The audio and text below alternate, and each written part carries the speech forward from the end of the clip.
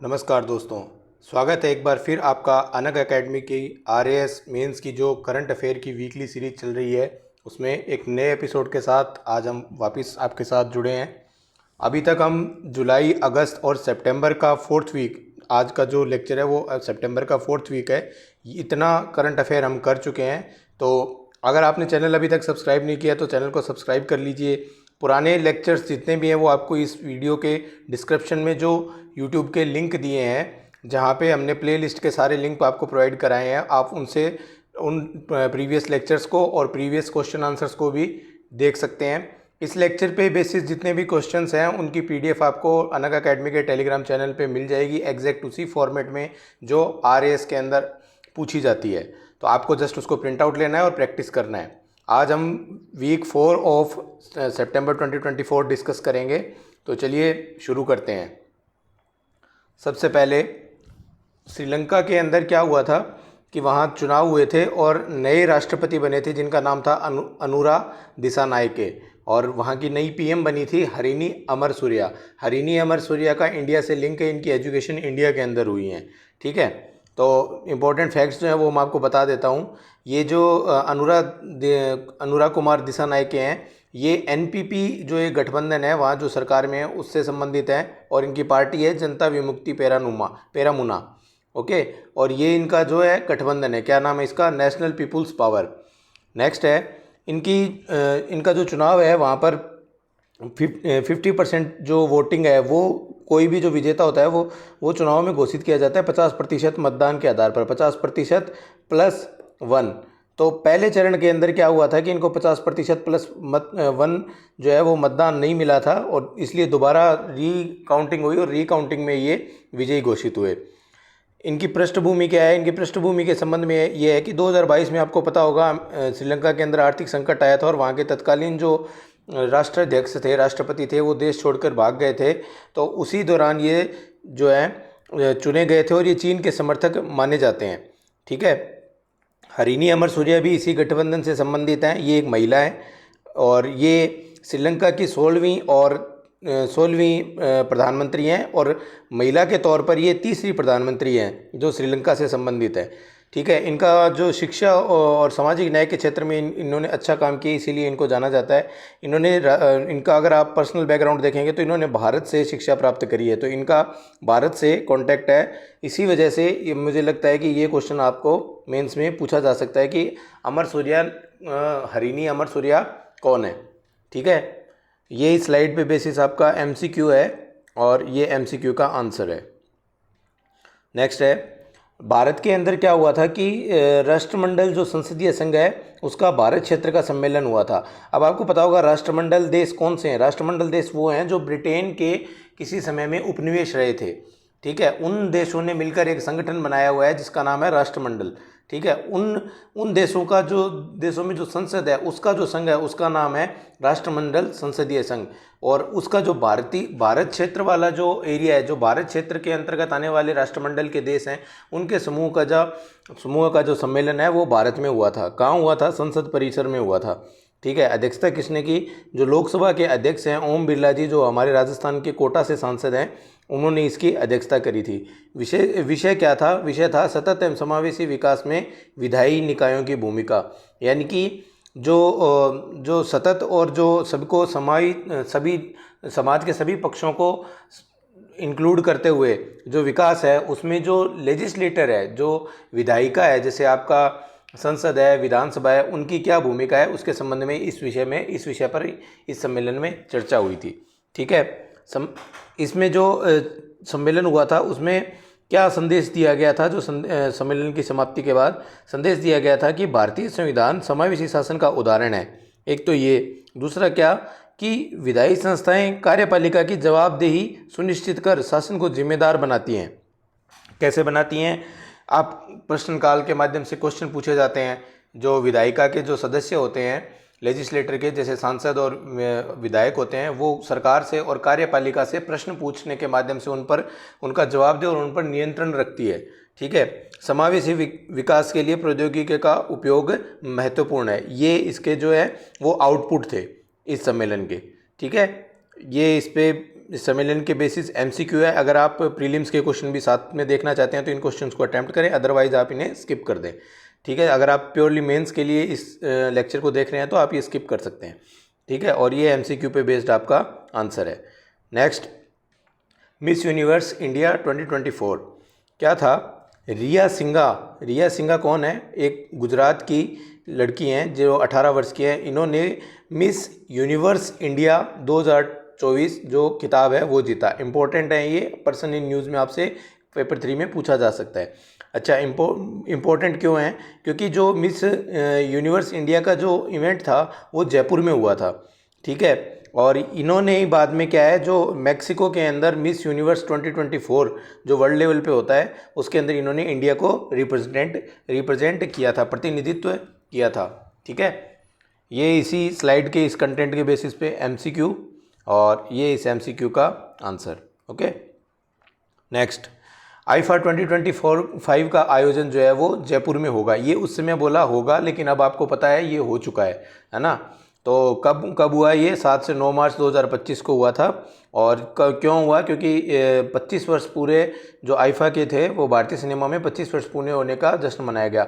ज़्यादा ये अभी तक भारत में सिर्फ 2 ही बार हुआ है। पहले कहाँ हुआ था? भारत में, मुंबई में, और दूसरी बार जयपुर में अभी मार्च में हुआ था। इसके अलावा इसके जितने भी इवेंट, वार्षिक इवेंट जो होते हैं वो देश से बाहर ही हुए हैं आईफा के। ठीक है, तो ये एक इम्पोर्टेंट फैक्ट है कि भाई इंडिया का इवेंट है और इंडिया में ही नहीं हो रहा है ज़्यादातर। ये सिर्फ 2 ही बार इंडिया में हुआ है, एक बार मुंबई में और दूसरी बार सिर्फ जयपुर में। तो इसलिए मोस्ट इंपॉर्टेंट बन जाता है। और गवर्नमेंट ने इस इवेंट को सक्सेसफुली करवाने के लिए बहुत एफर्ट किए हैं। तो मुझे लगता है इस पर आपसे क्वेश्चन पूछा जा सकता है, क्योंकि लास्ट ईयर मेंस में भी एक जो मूवी और इनके रिगार्डिंग जो अवार्ड की जो एक सेरेमनी है उससे एक क्वेश्चन पूछा गया था। ठीक है, ये इस पे बेस्ड एमसीक्यू, देन एमसीक्यू पे बेस्ड आपका आंसर। नेक्स्ट है, जैसलमेर ज़िले के अंदर क्या था कि जो एक इको टास्क फोर्स के नाम से एक संगठन, और इसने क्या किया था कि पौधारोपण का एक महाअभियान चलाया था। किस थीम पे? एक पेड़ माँ के नाम थीम पे। ठीक है, इन्होंने 1 घंटे में कुल 5,19,310 पौधे लगाए। ठीक है, और ये अपने आप में एक रिकॉर्ड था। और इस रिकॉर्ड को किसने नोट किया? वर्ल्ड बुक ऑफ रिकॉर्ड्स के द्वारा इसको प्रमाणित किया गया कि भाई हाँ ऐसा कुछ हुआ है। तो राजस्थान ने क्या है, मतलब राजस्थान के अंदर ये जो पौधारोपण का जो वर्ल्ड रिकॉर्ड था वो जैसलमेर ज़िले के अंदर जो है वो बनाया गया। किसके द्वारा? ईटीएफ के द्वारा। ईटीएफ क्या है? Eco task force. इसको सपोर्ट किसने किया? तो एक तो जैसलमेर जिला प्रशासन ने किया, सेना ने किया, भारतीय जो सीमा सशस्त्र बल है बीएसएफ उन्होंने किया, और एयरफोर्स, वन विभाग आदि इनका सपोर्ट रहा, जबकि मेन इसका ऑर्गेनाइजर ये था ईटीएफ। ठीक है, तो यहाँ पे ये फैक्ट है, इंपॉर्टेंट फैक्ट है, याद रखना। इससे पहले का जो रिकॉर्ड है वो असम सरकार के नाम था। उन्होंने 1 घंटे में 3,31,000 पौधे लगाए थे। और जो जैसलमेर वाला इवेंट था इसके अंदर 5,19,000 पौधे लगाए गए। ये इस पे बेस्ड एमसीक्यू है, और ये एमसीक्यू बेस्ड आपका आंसर है। नेक्स्ट, संग्राम सिंह एक जो है आपके कुश्ती के खिलाड़ी हैं। इन्होंने गामा इंटरनेशनल फाइटिंग जो चैम्पियनशिप है वो जीती है। ठीक है, गामा इंटरनेशनल फाइटिंग जो चैम्पियनशिप है वो जीती है। कौन से में? ये किस तरीके की चैम्पियनशिप है? मिक्स्ड मार्शल आर्ट्स है। संग्राम सिंह आपको पता होगा ये बॉलीवुड के अंदर भी इन्होंने बहुत सी मूवीज़ वगैरह में काम किया है, और ये अपने आप में एक मोटिवेशनल स्पीकर भी हैं। और बचपन में इनको क्या है, पैरों में कुछ दिक्कत थी, इस वजह से ये नहीं खेल पाए थे। मतलब इन्होंने हार नहीं मानी, और इनके फादर जो थे वो डिफेंस पर्सनल थे, उन्होंने इनको मोटिवेट किया और ये स्पोर्ट्स के अंदर आए, और धीरे धीरे इन्हें आज जो है इन्होंने अच्छा नाम कमाया है। मतलब हर फील्ड में ये एक्सपर्ट है। तो ये सोशल मीडिया और यूट्यूब वगैरह पे ये जनरली एक्टिव रहते हैं, तो आपने देखा ही होगा। तो ये इवेंट हुआ कहाँ पे था? ये तबिलिसी जॉर्जिया में हुआ था। ठीक है, तो चैम्पियनशिप कौन सी थी? ये थी गामा इंटरनेशनल फाइटिंग चैम्पियनशिप। हराया किसको था इन्होंने? तो इन्होंने पाकिस्तान के अली रज़ा नासिर को हराया था। और पाकिस्तान को पता ही है, हार ही रहे हैं। अभी आपको ऑपरेशन सिंदूर के बारे में पता ही होगा, है ना। तो इन्होंने क्या, पाकिस्तानी खिलाड़ी थे जिनका नाम था अली रज़ा नासिर, उनको हराया था। और मिक्स मार्शल आर्ट जो MMA है उसमें मुकाबले में जीत दर्ज की। इंपॉर्टेंट बात क्या है कि ये उपलब्धि हासिल करने वाली है पहले भारतीय पुरुष पहलवान बने हैं। ये मोस्ट इंपॉर्टेंट बात है। ठीक है, तो इस चीज़ का आप ध्यान रखना, ये क्वेश्चन पूछा जा सकता है। ठीक है, ये इनकी हिस्ट्री बताइए, तो ये आप देख लेना। कोई मतलब मैंने बता ही दिया आपको कि बचपन में इनको क्या है, अर्थराइटिस की प्रॉब्लम थी, जिससे बाद में इन्होंने जो है अपने फादर से इंस्पायर होकर और ये कुश्ती के अंदर खेलना शुरू किए, और इन्होंने कॉमनवेल्थ और हैवीवेट चैंपियनशिप वगैरह जीती है। मोटिवेशनल कोच हैं। फिट इंडिया जो एक मूवमेंट है केंद्र सरकार का, उसके आइकन है, और विकसित भारत और स्वच्छ भारत के ये ब्रांड एम्बेसडर भी हैं। ठीक है, ये इनका इस कंटेंट पे बेस्ड एमसीक्यू, देन एमसीक्यू पे आंसर। नेक्स्ट, चेस ओलंपियाड हुआ था भाई 2024 में। कहाँ हुआ था? ये हुआ था बुडापेस्ट, हंगरी में। ठीक है, इसमें क्या था, भारत की पुरुष और महिला जो दोनों टीम थी, उन्होंने स्वर्ण पदक जीता था। ठीक है, पुरुष और महिला दोनों टीमों ने स्वर्ण पदक जीता था, और पहली बार था कि भाई दोनों टीम ने जो है इस ओलंपियाड में जो है स्वर्ण पदक जीता। तो ये मोस्ट इंपॉर्टेंट फैक्ट है कि पहली बार, एक तो चेस ओलंपियाड आपको पता ही है, चेस में हमारे जो खिलाड़ी हैं वो बहुत ही सुपीरियर हैं, जिनमें पहले तो थे आपके सीनियर खिलाड़ी होते थे विश्वनाथन आनंद, और अभी डी गुकेश और आर प्रज्ञानंदा, आप जानते ही होंगे, न्यूज़ में बने ही रहते हैं, तो इन पे क्वेश्चन पूछा जा सकता है। तो पुरुष टीम में क्या था, पुरुष टीम जो थी उन्होंने 11 में से 10 मैच जीते थे और एक ड्रॉ रहा था, यानी एक भी नहीं हारे। ठीक है, और इनकी पुरुष टीम में इंपॉर्टेंट खिलाड़ी जो कौन थे, डी गुकेश, आर प्रज्ञानंदा और अर्जुन एरिगेसी। और इनका जो भारत का जो लास्ट ईयर जो बेस्ट जो परफॉर्मेंस थी वो 2014 यानी 2014 और 2022 में थी, जिनमें कांस्य जीता, और 2020 में ऑनलाइन हुआ था, और क्योंकि उस समय कोरोना था, तो और रूस के साथ भारत ने क्या है कि संयुक्त स्वर्ण जीता था। महिला टीम ने भी इसी तरीके से चेस ओलंपियाड जो हुआ है उसमें स्वर्ण पदक जीता है, और इनका पिछला रिकॉर्ड 2022 का वो कांस्य का था। 22 में इन्होंने भी कांस्य जीता, पुरुष ने भी और महिला ने भी। ठीक है, महिलाओं की जो प्रमुख खिलाड़ी हैं वो कौन है, दिव्या देशमुख। ये इंपॉर्टेंट है क्योंकि ये तो देखो न्यूज़ में बने रहते हैं, क्वेश्चन पूछा जाएगा ही इनसे, जो जनरली इतना आप ध्यान देते नहीं हो, है ना। दिव्या देशमुख, डी हरिका, आर वैशाली और वंतिका अग्रवाल। तो ये क्वेश्चन पूछा जा सकता है कि वंतिका अग्रवाल, जिन्होंने हाल ही में विश्व स्तर की एक खेल प्रतिस्पर्धा जीती है, इनका संबंध किस खेल से है ना। इस तरीके के क्वेश्चन पूछे जा सकते हैं, मतलब 2 नंबर वाले में। ठीक है, नेक्स्ट, ये इस पे बेस्ड आपका एमसीक्यू, और ये एमसीक्यू पे बेस्ड आपका आंसर। नेक्स्ट है, देखो सुप्रीम कोर्ट ने क्या है, एक डिसीजन दिया है, इंपॉर्टेंट डिसीजन, पोक्सो एक्ट के रिगार्डिंग। पोक्सो एक्ट आपके पेपर 3 के अंदर जो यूनिट 3 है उसका पार्ट सी है एक्ट वाला, उसके अंदर ये पोक्सो एक्ट आपके बाल अधिकार के अंतर्गत ये क्वेश्चन सिलेबस में मेंशन्ड है। तो इन्होंने क्या बोला है, इन्होंने बोला है कि भाई अगर आपके किसी इलेक्ट्रॉनिक डिवाइस में बाल यौन शोषण से संबंधित सामग्री आप देख रहे हो या डाउनलोड भी कर रहे हो, तो वो भी अपराध की श्रेणी में माना जाएगा। ठीक है, लेकिन इसकी एक शर्त है। शर्त क्या है कि डिजिटल उपकरणों पर ऐसी सामग्री देखना, डाउनलोड करना या भंडारण करना पोक्सो एक्ट अपराध माना जाएगा जब व्यक्ति का इरादा इसे साझा करने यानी शेयर करने, आगे फॉरवर्ड करने, प्रसारित करने या इससे व्यावसायिक लाभ कमाने का हो, तब ये माना जाएगा। ठीक है, तो ये सुप्रीम कोर्ट ने एक जो है वो डिसीजन दिया था, एक इम्पोर्टेंट रूलिंग दी थी सितंबर 2024 में। ठीक है, इसके अलावा सुप्रीम कोर्ट ने इस एक्ट की कुछ धाराओं को विवेचना करी है विस्तार के अंदर। जैसे कुछ में उनमें एक इम्पोर्टेंट धारा है धारा 15। इसमें क्या बताया गया है, ये चाइल्ड पोर्नोग्राफी की सामग्री को स्टोरेज यानी भंडारण से संबंधित और उसके जो प्रसारित करने से संबंधित है। इसमें लिखा गया है कि अगर गलती से देख कर डिलीट कर दिया है और सूचित नहीं किया है किसको, संबंधित अधिकारी को, तो भी जो है पोक्सो एक्ट के तहत वो एक अपराध की श्रेणी में माना जाएगा, और जो देखने वाला है उस पर जो है संबंधित कार्रवाई संपादित की जा सकती है। नेक्स्ट है, दूसरी धारा है इसमें इंपॉर्टेंट, वो है धारा 44। इसमें बताया गया है कि राष्ट्रीय और जो राज्य बाल अधिकार संरक्षण आयोग हैं वो ऐसे मामलों की जो है वो निगरानी करेगी, और उनकी मामलों की निगरानी रखने का दायित्व किसका होगा, राष्ट्रीय और राज्य स्तर पर जो बाल अधिकार संरक्षण आयोग हैं उनका होगा। ठीक है, इसके अलावा सुप्रीम कोर्ट ने एक चीज़ और भी बोली है कि भाई जो सेक्स एजुकेशन है या यौन शिक्षा है उसके बारे में क्या है, समाज के अंदर जो है प्रचार किया जाना चाहिए, ऐसा इन्होंने सजेशन दिया है। ठीक है, रूलिंग में नहीं दिया है लेकिन सजेशन दिया है। इसमें क्या है कि युवाओं में सहमति और शोषण की जो समझ है वो विकसित करने के लिए व्यापक यौन शिक्षा कार्यक्रम लागू करने हेतु केंद्र सरकार को एक विशेषज्ञ कमेटी बनाए, ऐसा इन्होंने सजेशन दिया है सुप्रीम कोर्ट ने। ठीक है, ताकि समाज में यौन शिक्षा से संबंधित जो जितनी भी भ्रांतियाँ हैं और उनको दूर किया जाए। ठीक है, किशोरों और युवाओं में यौन शिक्षा से संबंधित जितने भी प्रकार के डाउट्स हैं वो सब क्लियर किए जाएं, और एक एग्जैक्ट और ऑथेंटिक इन्फॉर्मेशन युवाओं के पास और जो आपके किशोर हैं उनके पास पहुँचे। ठीक है, नेक्स्ट ये इस पे बेस्ड MCQ, देन MCQ पे आंसर। नेक्स्ट है भाई शुक्र मिशन। शुक्र मिशन किसका? इसरो का। शुक्रयान, जैसे मंगलयान था, है ना, उसी तरीके से।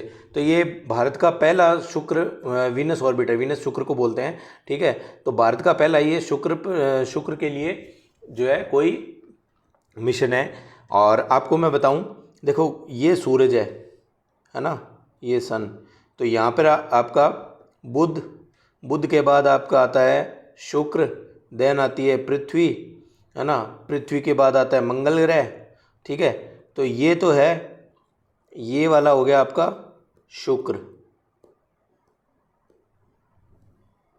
ठीक है, और ये मंगल, ये है पृथ्वी। तो मंगल और शुक्र जो है वो पृथ्वी के पड़ोसी ग्रह हैं। ठीक है, तो अभी तक मंगल पर तो हमने मिशन भेज दिया है। ठीक है, अब हम किस पे भेज रहे हैं? शुक्र पे भेज रहे हैं। क्यों? इसकी उद्देश्य क्या है हमारा कि शुक्र की ग्रह की जो सतह है, वहाँ का जो वातावरण है, वहाँ का जो आयनोस्फीयर है और सूर्य के साथ उसकी अंतःक्रिया क्या है, उसका अध्ययन करने के लिए हम यहाँ जो है शुक्रयान भेजेंगे। मिशन किसका है? इसरो का है। ठीक है, ये भारत का पहला शुक्र मिशन है जो मैंने आपको बताई दिया। और मंगलयान के बाद किसी भी अंतर्ग्रही मिशन ये दूसरा है। पहला कौन सा था? मंगल ग्रह था, मंगलयान था। ठीक है, और अब कौन सा होगा? शुक्रयान। ठीक है, जो इसकी जो लॉन्च करने की जो एक्सपेक्टेड जो टाइम पीरियड है वो मार्च 2028 रखा गया है।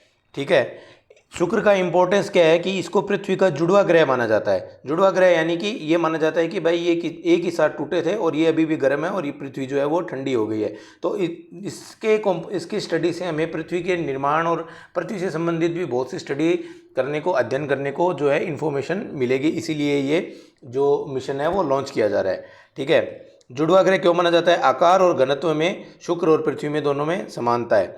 अतीत में यानी पुराने समय में शुक्र के अंदर भी क्या थी? पानी की संभावना थी। और भगोड़ा ग्रीन हाउस प्रभाव का यहाँ अध्ययन किया जाएगा। अब भगोड़ा ग्रीन हाउस प्रभाव क्या है? देखो मैं बताता हूँ आपको। शुक्र ग्रह जो है ना, शुक्र ग्रह के अंदर क्या है कि गर्मी ज़्यादा होने से पहले ये माना गया था कि वहाँ जो है पानी है, लेकिन टेम्परेचर ज़्यादा होने से धीरे धीरे क्या हुआ, क्योंकि सूरज के नज़दीक है, सूरज के नज़दीक होने से क्या हुआ कि इसके ऊपर जो पानी था वो वेपोराइज होने लगा। वेपोराइज होने के बाद ये एक लेयर बन गई एटमॉस्फेयर पर। ठीक है, और जो वाटर वेपर्स थी यानी जल वाष्प थी वो ग्रीन हाउस इफेक्ट दिखाने लगी। अब क्या हो गया कि जो ग्रीन हाउस इफेक्ट अपन पृथ्वी पे पड़ते हैं वही यहाँ होने लगा। तो ये क्या है, धीरे धीरे इसका वायुमंडल जो है वो जो गर्म हो गया और धीरे धीरे क्या हुआ कि सारा पानी उड़ गया और ये वायुमंडल जो है हट गया।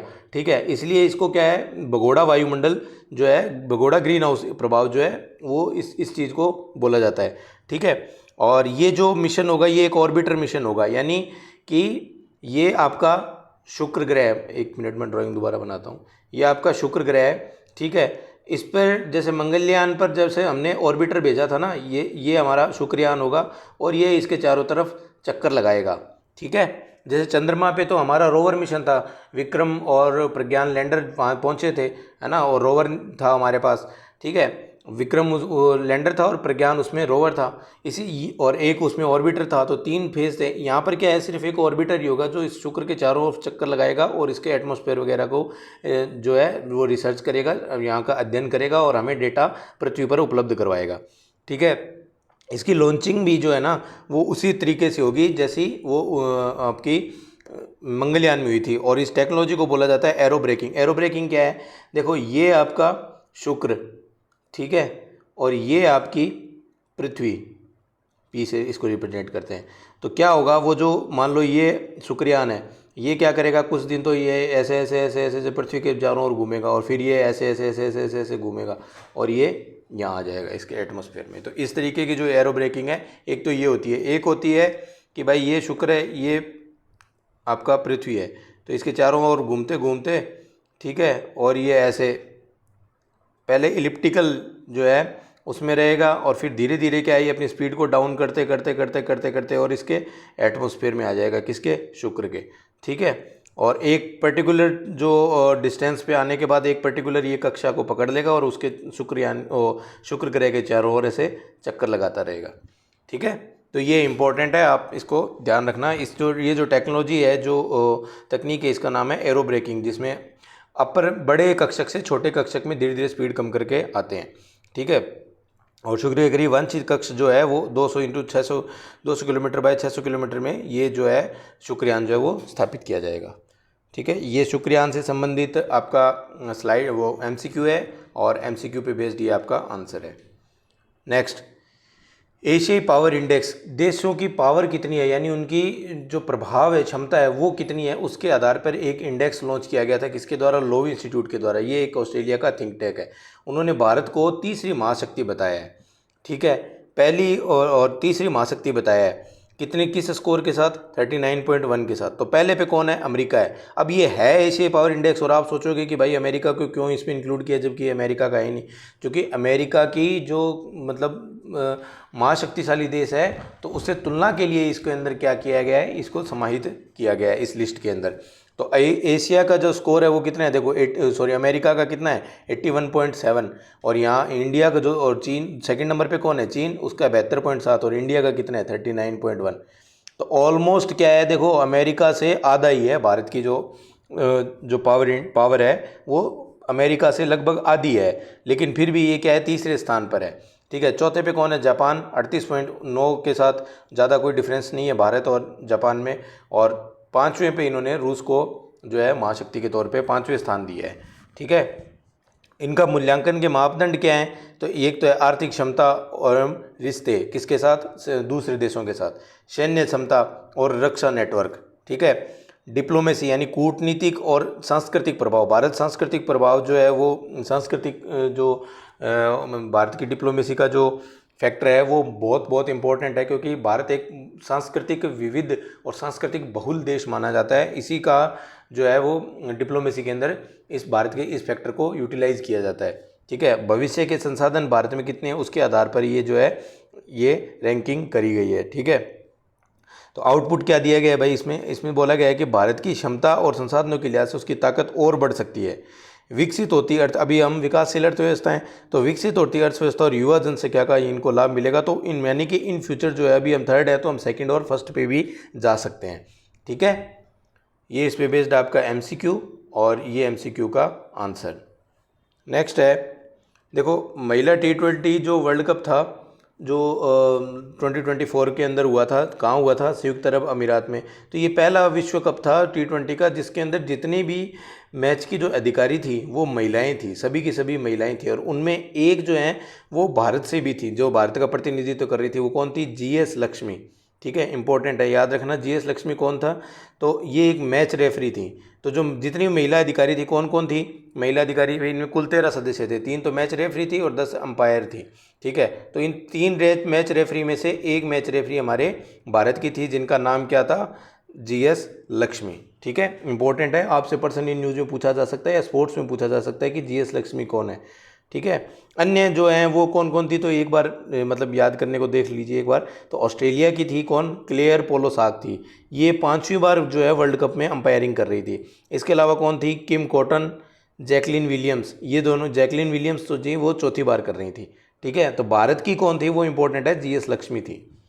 नेक्स्ट, ये इस फैक्ट पे बेसिस आपका एमसीक्यू है और ये एमसीक्यू का आंसर है ना। नेक्स्ट है भाई, राजस्थान का स्टार्टअप इकोसिस्टम, फंडिंग और ग्रोथ ट्रेंड्स। ये एक आर्टिकल है उसको जो आपको मेंस के अंदर पेपर 1 के अंदर यूनिट 3 का जो पार्ट B है, अकाउंट एंड ऑडिट से ऊपर वाला पार्ट है, उसके अंदर आपका उद्यमिता और स्टार्टअप जो है वो आपके सिलेबस में मेंशन है। तो उस कंटेंट से रिलेटेड ये स्लाइड है, तो आप इसको थोड़ा ध्यान से देखें। देखिए क्या है कि इस कंटेंट में बताया गया है कि भाई राजस्थान के अंदर स्टार्टअप इकोसिस्टम है वो अच्छा ग्रो कर रहा है। अच्छा ग्रो कैसे कर रहा है कि जो पहले जो मृत्यु दर थी, यानी कि स्टार्टअप खुलने और बंद होने की जो मृत्यु दर थी वो ज़्यादा थी, और अब क्या है वो कम हो गई है, उसकी कमी आई है जो अब 20% है। यानी 100 में से 20 अभी भी जो है वो स्टार्टअप बंद हो जा रहे हैं। ठीक है।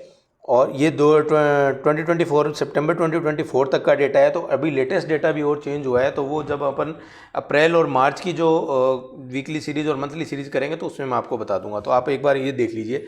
ठीक है। तो अभी तक क्या है, सितंबर 2024 में लगभग 5,000, 4,975 है, तो आप 25 ही कम है, आप लगभग 5,000 मानिए, 5,000 स्टार्टअप पंजीकृत हैं, जिनमें से 2100 एक्टिव हैं, यानी 2800 जो है वो सक्रिय नहीं है, निष्क्रिय हैं। उत्तरजीविता दर यानी सर्वाइवल रेट क्या है, तो 80 से 85% है। ठीक है, कारण क्या है कि राजस्थान सरकार की बहुत सारी ऐसी स्कीम्स हैं जो इनको स्टार्टअप्स को ग्रो करने में हेल्प कर रही हैं, जिनमें क्या है, एक तो आपका आई स्टार्ट, ठीक है, इंक्यूबेशन सेंटर, कहाँ पर है ये, जयपुर के अंदर है, जो डेटा सेंटर है। तो इन इंक्यूबेशन सेंटर में क्या होता है कि अगर आप मान लो कोई नया स्टार्टअप लेके आते हो, ठीक है, तो स्टार्टअप नया लेके आना मतलब कोई भी इवेंट नया शुरू करना, वो एक तरीके का क्या होता है, वो आपका मतलब जैसे छोटे बच्चे का जन्म होता है ना, उस तरीके का बच्चे के तरीके से होता है। तो उसको क्या है, इनिशियल फेज में जैसे छोटे बच्चे की केयर करनी पड़ती है ना, उसी तरीके से इनको केयर की आवश्यकता होती है।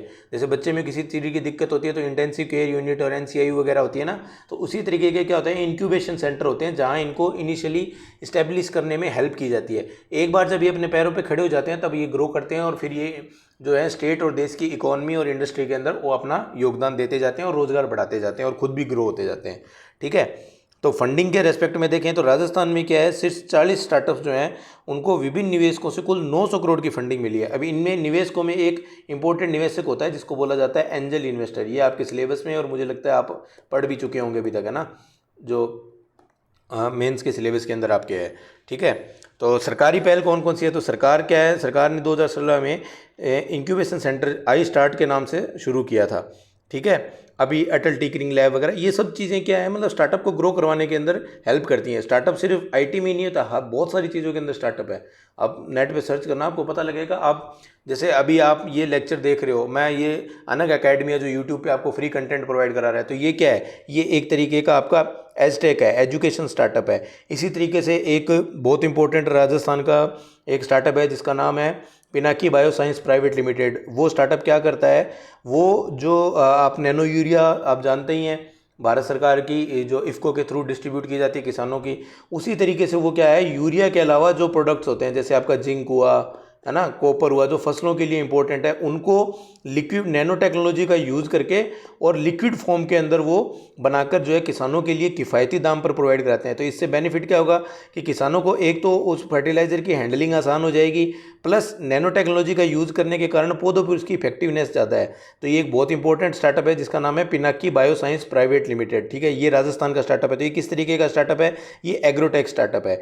इसी प्रकार से क्या है, direct to consumer D2C brands, है ना, जो सीधा प्रोड्यूस करते हैं और डायरेक्ट कस्टमर को प्रोवाइड कराते हैं, तो वो भी कुछ स्टार्टअप होते हैं। इसके अलावा ऑनलाइन गेमिंग इंडस्ट्री आप देख ही रहे होंगे, आपके पास ऐड आती है कि ड्रीम 11 और ये सब करते रहो, ये लूडो खेल लो, पैसा कमा लो, है ना। तो वो सब चीज़ें क्या है, वो गेमिंग के स्टार्टअप्स है। तो इस तरीके के स्टार्टअप हर फील्ड के अंदर आपको वर्तमान के अंदर मिलेंगे। ठीक है, नया ट्रेंड क्या है कि अभी जो स्टार्टअप जो है वो आर्टिफिशियल इंटेलिजेंस बेस्ड आधारित हो रहे हैं, और इस रिपोर्ट में बोला गया है कि जो AI बेस्ड स्टार्टअप्स है ना, वही भविष्य के अंदर ग्रो और सर्वाइव करेंगे। बाकी स्टार्टअप्स की धीरे धीरे क्या होगी, मृत्यु दर बढ़ती जाएगी। ठीक है, ये इंपॉर्टेंट स्लाइड थी, आपको इसको याद रखना है, और आपको मेंस के अंदर इस पर क्वेश्चन मिलेगा तो आप ऐसे वगैरह में भी ये कंटेंट यूज़ कर सकते हैं। ये MCQ है इसी स्लाइड पे बेसिस, और ये MCQ का आपका आंसर है। ठीक है, नेक्स्ट अभी देखो आप, इंडिया स्पेस के अंदर तो बहुत अच्छा कर ही रहा है। इसके अलावा इंडिया एक नया मिशन लॉन्च करने जा रहा है जिसका नाम है मिशन समुद्रयान। ये क्या करेगा, ये जो समुद्र है ना, ये मान लो ये समुद्र है, एक सेकंड में समुद्र बनाता हूँ, ये समुद्र है आपका, ये समुद्र की धारा है, ये नीचे नीचे नीचे नीचे, और यहाँ पर आके तलहटी है, ये इसका तल है समुद्र का। ठीक है, तो अभी तक तो क्या है कि ये समुद्रयान क्या करेगा का समुद्र के अंदर नीचे जाएगा, कितना, 6,000 मीटर यानी 6 किलोमीटर की हाइट पे जाएगा, और वहाँ से जो है इसके ये एक पनडुब्बी है समुद्रयान, इसके अंदर 2 या 3 साइंटिस्ट जाएंगे, और जो समुद्र का तल है, जो नीचे का जो 6,000 किलोमीटर की जो हाइट डेप्थ है, उस डेप्थ पे जाके ये दुर्लभ खनिजों की खोज और उनके खनन की संभावना का पता लगाने के लिए ये जो है मिशन जाएगा। अब दुर्लभ खनिज कौन कौन से हैं, जैसे हाइड्रेट्स, मैग्नीज नोड्यूल्स, है ना, मैग्नीज नोड्यूल्स और कोबाल्ट क्रस्ट। ठीक है, ये दुर्लभ खनिज है, और ये जो वर्तमान में जो इलेक्ट्रॉनिक टेक्नोलॉजी है उसके मतलब ये बुनियाद है उनकी।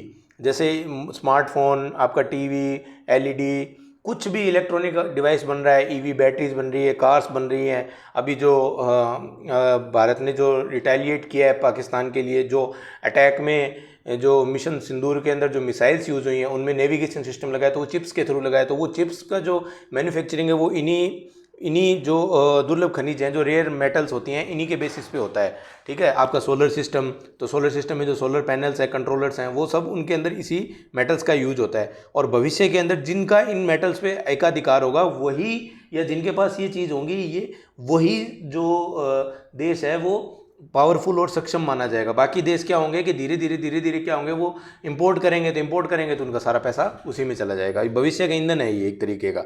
ठीक है, तो ये क्या करेंगे, 6000 मीटर की हाइट पे जाके और जो समुद्र के अंदर इनकी रिसर्च करेंगे, और ये इंडिया का मिशन है। ठीक है, इसमें क्या होगा, 3 मनुष्यों को ले जाने की क्षमता है। जनरली इसकी क्या है, देखो हाइट जैसे जैसे नीचे जाते हैं ना समुद्र के अंदर पानी में, तो ये जो प्रेशर यहाँ पे लगता है, जो जो सरफेस पे लग रहा है ना, जो सरफेस पे जो प्रेशर लगता है, वो हाइट पे डेप्थ में जाने पे नीचे क्या होगा कि जो दबाव है वो बढ़ता जाता है। तो इस तरीके का ये पनडुब्बी बनानी है कि भाई नीचे जाए तो दबाव भी, ये जो पानी का दबाव है और वायु एटमॉस्फेरिक प्रेशर है वो जो बढ़ेगा, उस प्रेशर को ये हैंडल कर पाए, प्लस अंदर जो लोग इसमें जाएंगे उनको भी किसी तरीके का नुकसान नहीं हो। तो इसकी जो परिचालन अवधि है वो 12 घंटे की बनाई गई है, लेकिन कोई इमरजेंसी हो गई तो उस केस में ये 96 घंटे तक सर्वाइव कर सकता है और वापस ऊपर आ जाएगा। उसके बाद आपको पता होगा कि एक ऐसा मिशन 2 या 3 साल पहले भी शायद अमेरिका का एक भेजा गया था और वो नीचे जाके डूब गया था। तो इसमें खतरा बहुत रहता है। ठीक है, तो अभी क्या होगा कि अक्टूबर जो 2024 में क्या किया गया था, इसका वेट टेस्ट किया गया था। वेट टेस्ट क्या किया गया था कि इसको 6000 से पहले एक बार इसको 1.5 किलोमीटर की गहराई पे ले जाके इसका परीक्षण किया गया था। ठीक है, अभी और आपका विश्व के लेवल पे, ग्लोबल लेवल पे अगर देखें तो ये टेक्नोलॉजी जो है 6000 मीटर पर मानवयुक्त पनडुब्बी वाली, भारत जो है ऐसे ही टेक्नोलॉजी यूज करने वाला 6ठा देश है। इसके अलावा और कौन कौन से देश यूज कर रहे हैं, तो अमेरिका कर रहा है, रूस कर रहा है, जापान, फ्रांस और चीन। ठीक है, जितने भी देश हैं वो सब देश वो हैं जिनकी सीमा जो लैंडलॉक नहीं है और जो समुद्र तट उनके पास है, मतलब खुद का है। ठीक है, वही देश हैं ये। अब जैसे मंगोलिया वगैरह हुआ, नेपाल हुआ, तो वो ऐसे इवेंट क्यों करेंगे, उनका समुद्र ही नहीं है उनके पास, लैंडलॉक कंट्रीज़ हैं वो, है ना। ठीक है, ये इस पे बेस्ड आपका MCQ है और ये MCQ पे बेस्ड आपका आंसर है। नेक्स्ट है, भारत क्या है, MSFN का जो है उसमें जो नेटवर्क है उसमें शामिल हो गया। MSFN क्या है, MSFN है मिनरल सिक्योरिटी फाइनेंस नेटवर्क। ये नेटवर्क किस चीज़ का है, तो देखो 2022 में क्या हुआ था, अमेरिका ने एक सुरक्षा भागीदारी की पहल शुरू की थी जिसको बोला गया था MSP क्या था, मिनरल सिक्योरिटी पार्टनरशिप, यानी खनिज सुरक्षा भागीदारी। ठीक है, 2022 में शुरू की थी। किसने, अमेरिका ने 13 देशों और यूरोपीय आयोग के साथ। भारत ने इस जो पहल थी, इस पहल का भारत सदस्य बना था जून 2023 में।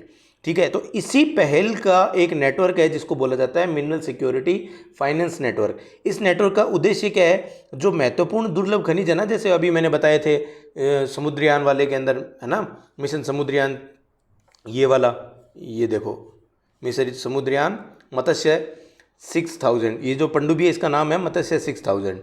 ठीक है, तो इसमें जो अपन दुर्लभ मेटल ढूंढने वाले थे, तो उन महत्वपूर्ण दुर्लभ खनिजों जैसे लिथियम, कोबाल्ट और जो वहाँ मैंने नोड्यूल्स वगैरह बताए थे, उन सब के लिए क्या है, एक सुरक्षित और टिकाऊ आपूर्ति श्रृंखला जो रुके नहीं, चलती रहे, वैसा बनी रहे, उसके लिए क्या करना है, एक नेटवर्क स्थापित किया गया है। ठीक है, अभी क्या है, इन खनिजों पर चीन का प्रभुत्व है, तो कल को चीन ये कहते कि मैं ये नहीं दूंगा, तो अगर ये चीज़ें नहीं दोगे तो क्या होगा, भारत, अमेरिका और ये देशों के अंदर क्या होगा कि सप्लाई कम होगी, तो यहाँ पर चिप्स वगैरह का निर्माण नहीं होगा, और सैटेलाइट वगैरह सारी चीज़ें मतलब इन्हीं पर डिपेंडेंट है।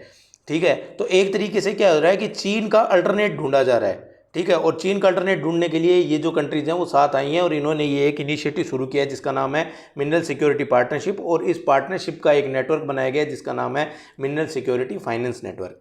ठीक है, तो इस फाइनेंस नेटवर्क का भारत क्या है, वो हिस्सा बना है। महत्व क्या है, ये जो खनिज है ना, ये क्या है, स्वच्छ ऊर्जा प्रौद्योगिकी जैसे बैटरी, ईवी, सोलर पैनल, पवर टर्बाइन, इन सब के लिए इम्पोर्टेंट है, और इलेक्ट्रॉनिक्स जो आपको पता ही है उनके लिए भी इम्पोर्टेंट है। भारत के इसके अलावा इस मतलब ये जो नेटवर्क इसमें भारत शामिल हुए, इसके अलावा भारत के और कौन कौन से प्रयास हैं, तो भारत, अर्जेंटीना, चिली, ऑस्ट्रेलिया और अफ्रीका देशों में दुर्लभ खनिजों को जो है वो स्रोत जो है उनकी खोज कर रहा है। अब अपन एक बार ये इनकी लोकेशन देख लेते हैं। तो चलिए, ये वाले देश हैं, देखो एक तो अफ्रीका के अंदर, यहाँ भारत खोज कर रहा है अफ्रीका महाद्वीप में, ठीक है। अर्जेंटीना, चिली, ये वाले देश हैं, देखो इस तरफ, ये आपका चिली रहा, ये चिली, ठीक है, और ये अर्जेंटीना, ये ब्राज़ील, है ना।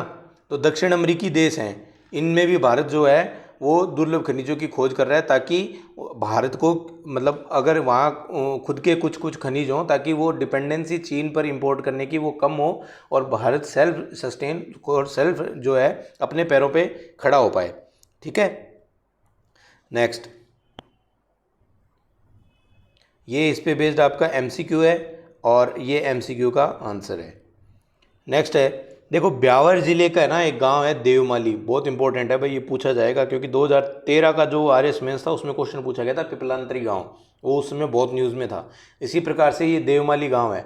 ये गांव कैसा है कि इस गांव के अंदर है ना गुर्जर बाहुल्य गांव है, यानी गुर्जर समाज के लोग जो है वो यहाँ इस गांव में रहते हैं, और भगवान देवनारायण जी जो है गुर्जरों के आराध्य देव हैं, उनका यहाँ पर मंदिर है। इस मंदिर और उस गांव में जो स्कूल है वो दो ही बिल्डिंग हैं जो पक्की हैं, बाकी पूरा गांव जो है वो कच्चा घरों का बना हुआ है, कच्चे घरों का बना हुआ है। और यही इस गांव की खासियत है, जो इस गांव को क्या है वो यहाँ इस गांव के लोगों ने आज भी क्या है ग्रामीण संस्कृति को उसी तरीके से संजो के रखा हुआ है जैसे पहले सारे गांवों में होती थी। अभी आप देख रहे होंगे कि डेवलपमेंट धीरे धीरे होते गांव गांव बने ही नहीं है, गांव जो है गांव रहे नहीं है, वो ज़्यादातर क्या हो गया बड़े बड़ी कोठियाँ, हवेलियाँ, महल टाइप घर बनने लगे हैं गाँवों में, है ना। तो जो गाँव की जो मूल संस्कृति थी वो कहीं ना कहीं विलुप्त होती जा रही है, लेकिन इस गाँव ने देवमाली ने अपनी उस संस्कृति को आज भी संजो के रखा हुआ है। तो इसी का इनको बेनिफिट मिला और केंद्रीय पर्यटन मंत्रालय ने इनको सर्वश्रेष्ठ पर्यटन ग्राम के रूप में इनको पुरस्कृत किया और इसे एक टूरिस्ट विलेज घोषित किया। अब टूरिस्ट विलेज घोषित करने से क्या होगा कि भाई टूरिस्ट आएंगे इनके गाँव को देखने के लिए, ठीक है। जो इन अगर टूरिस्ट आएंगे तो वो गांव में रहेंगे, है ना। विलेज टूरिज्म जो होता है, गांव में रह के देखेंगे, वहाँ के कल्चर को देखेंगे और वहाँ की संस्कृति को देखेंगे, 2-2 4-4 दिन रुकेंगे, तो इनके गाँवों के जो घर हैं वो एज ए कॉटेज और रिसोर्ट और होटल की तरीके से यूज होंगे। और इन जो ग्रामीण हैं उनकी जो आय बढ़ेगी, वहाँ पर रोज़गार के साधन और बढ़ेंगे। गाँव के जो लोग हैं उनकी सिर्फ खेती और पशुपालन के अलावा एक अन्य अतिरिक्त जो है वो आय शुरू होगी, है ना। शिक्षा का स्तर बढ़ेगा, तो धीरे धीरे उस पूरे गांव का डेवलपमेंट होगा। लेकिन होगा कब, जब ये अपनी संस्कृति को मेंटेन रखेंगे। तो इस गांव ने ये चीज़ मेंटेन रखी है, तो इसीलिए इनको एज ए टूरिस्ट विलेज घोषित किया गया है, ठीक है। ये मैंने बता दिया आपको कि क्या क्या हुआ है, ठीक है। तो और अभी दूसरा क्या है कि बॉलीवुड की जो फिल्म है जोली एलएलबी, उसकी भी शूटिंग यहाँ हुई थी। तो मतलब अल्टीमेटली क्या होगा, ये गांव टूरिज्म के नक्शे पे पूरे विश्व पटल पर जो है वो चमकेगा, ठीक है। ये इस पे बेस्ड आपका एमसीक्यू और ये एमसीक्यू बेस्ड आपके आंसर। नेक्स्ट है, देखो क्या हो रहा है कि जलवायु परिवर्तन की वजह से अपन बचपन से पढ़ते आ रहे हैं कि अरुणाचल का जो चेरापूंजी है वो सबसे ज़्यादा वर्षा वाला क्षेत्र है। लेकिन साइंटिस्ट लोगों ने बोला है कि मेघालय का साइंटिस्ट लोगों ने बोला है कि भाई मेघालय का जो चेरापूंजी और जो मोसिनराम जो स्थान है, जो पारंपरिक रूप से पृथ्वी पर सबसे ज़्यादा वर्षा वाले स्थान है, वो धीरे धीरे बंद हो जाएंगे।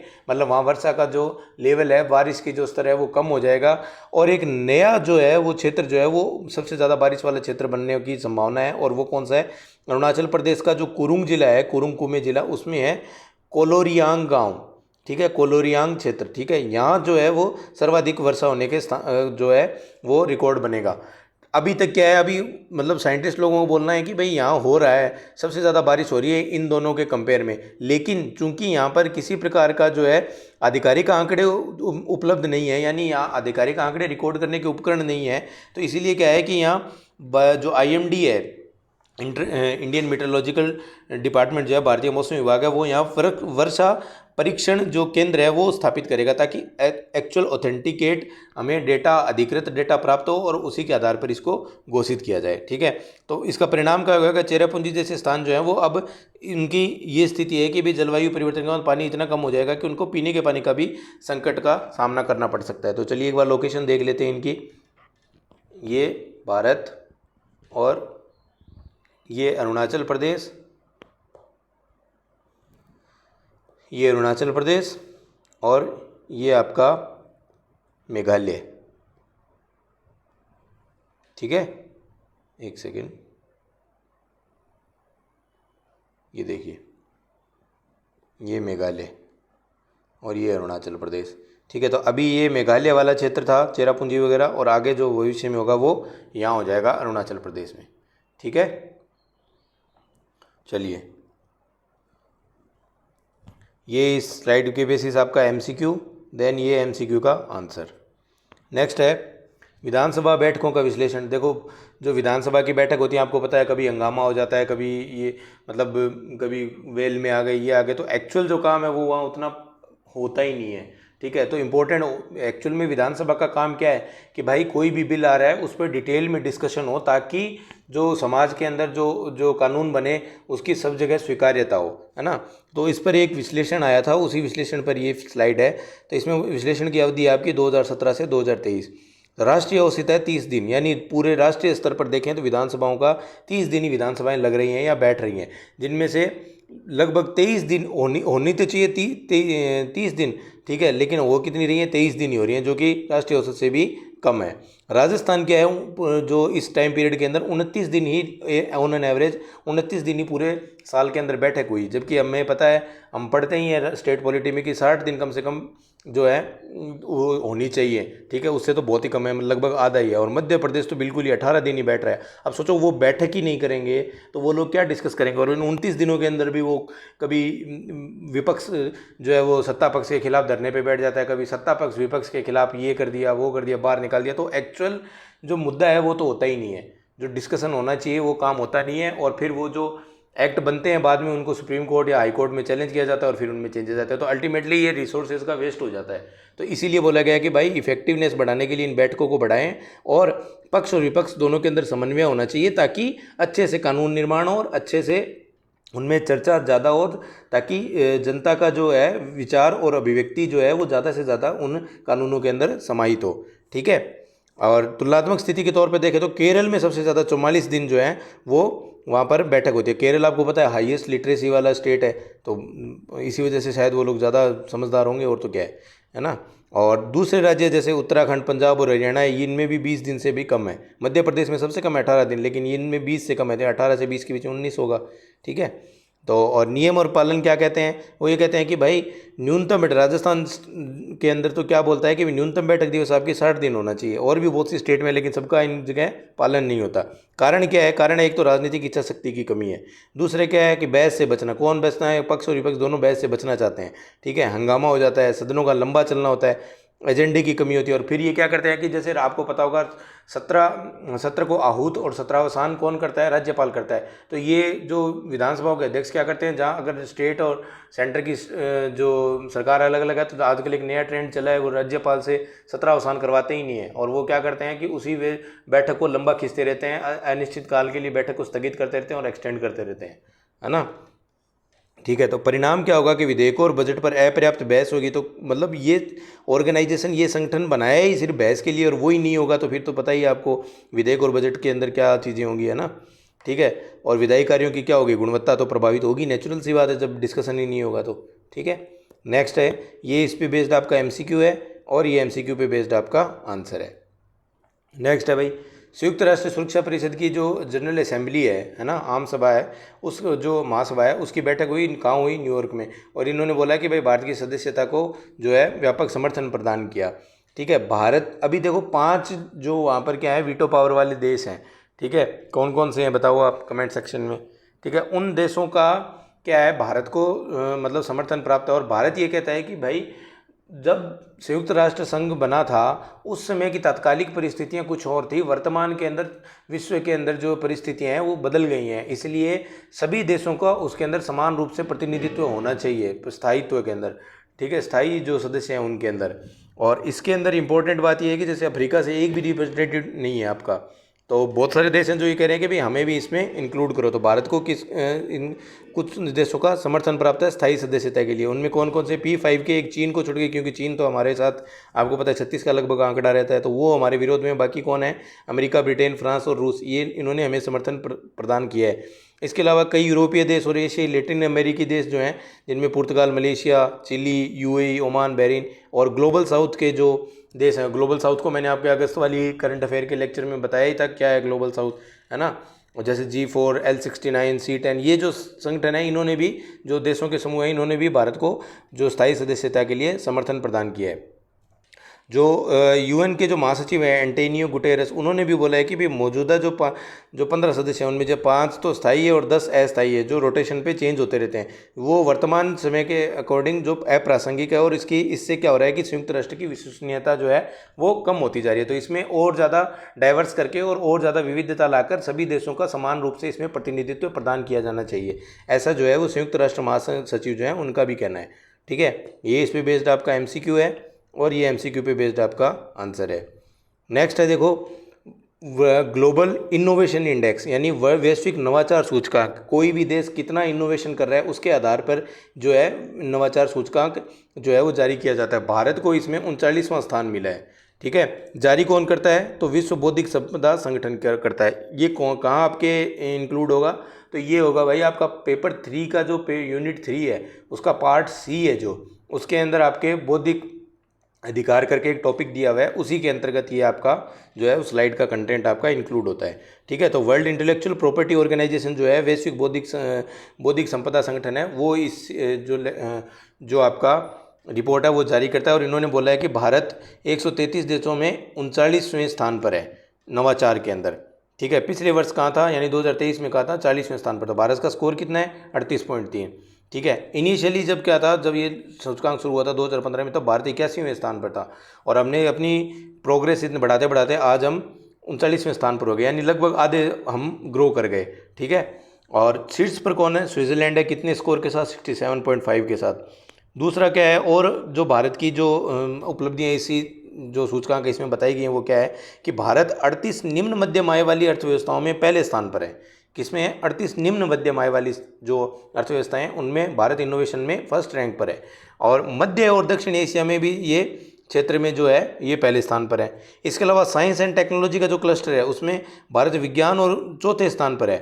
ठीक है, और बेंगलुरु, दिल्ली, मुंबई और चेन्नई, है ना, जो 4 महानगर हैं वो क्या है? शीर्ष 100 वैश्विक साइंस एंड टेक्नोलॉजी के जो समूह है ना उसमें शामिल है। यानी शीर्ष 100 ऐसे शहर जहाँ पर साइंस एंड टेक्नोलॉजी अच्छे से डेवलप हो रही है, वो जो क्लस्टर है उसके अंदर ये चारों शहर कौन कौन से? दिल्ली, मुंबई, चेन्नई और बेंगलोर। ठीक है, ये चारों सम्मिलित हैं। तो ये इस पे बेस्ड आपका MCQ है और ये MCQ पे बेस्ड आपका आंसर है।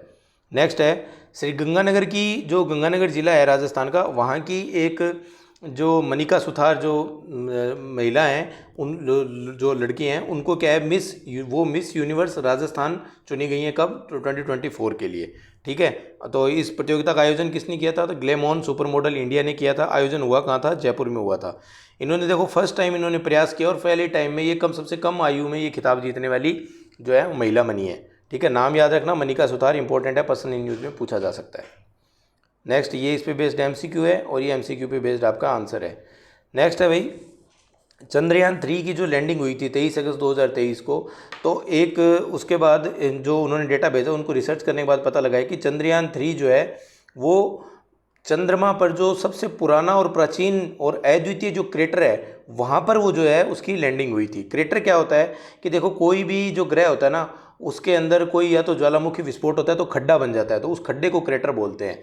ठीक है, या फिर मान लो किसी ग्रह के साथ कोई उल्का पिंड की टक्कर होती है या कोई दूसरे ग्रह की टक्कर होती है तो वहाँ क्या होता है, खड्डा बनता है, उस खड्डे को क्रेटर कहते हैं। जैसे मान लो मिट्टी के अंदर आप कोई बॉल को फेंकते हो तो वो बॉल जहाँ टच होती है वहाँ खड्डा हो जाता है, वो खड्डा तो होता है क्रेटर, और जो मिट्टी साइड में जाके गिरती है उसको बोलते हैं इजेक्टा।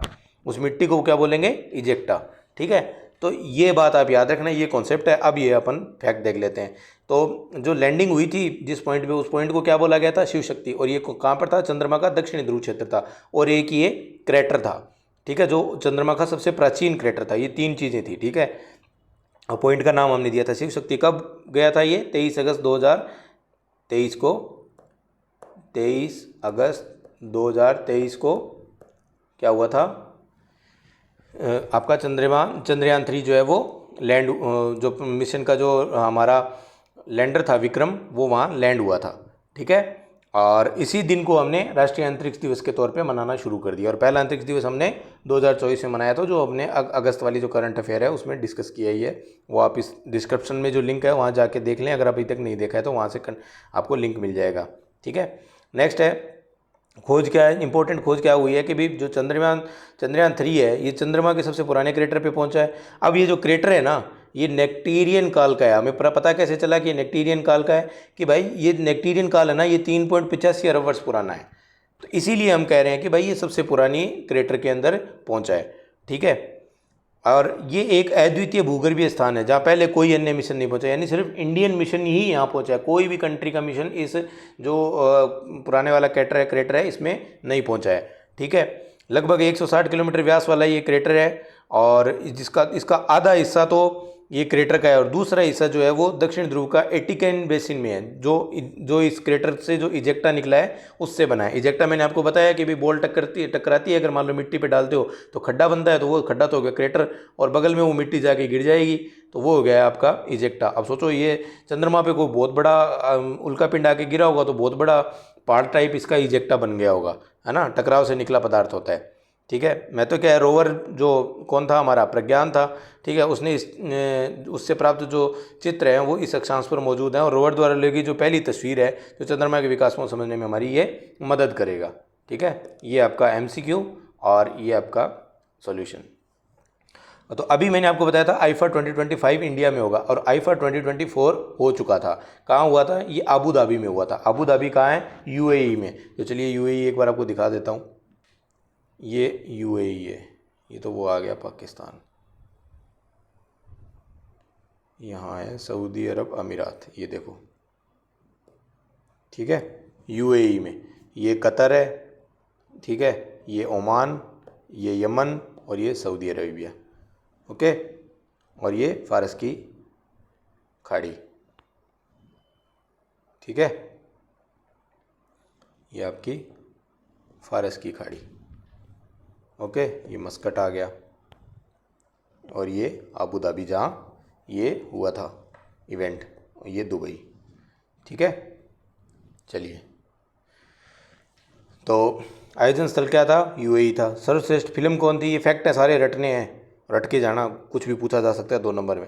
सर्वश्रेष्ठ 24 और 25 दोनों, जो जयपुर में हुआ था वो तो श्योर ही रट के जाना, उसमें तो पक्का पूछा जाएगा, और हो सकता है इसमें भी पूछा जाए, तो देख लो। सर्वश्रेष्ठ फिल्म एनिमल, रणवीर कपूर वाली। ठीक है, सर्वश्रेष्ठ निर्देशक विधु विनोद चोपड़ा, कौन सी मूवी के लिए? 12वीं फेल के लिए।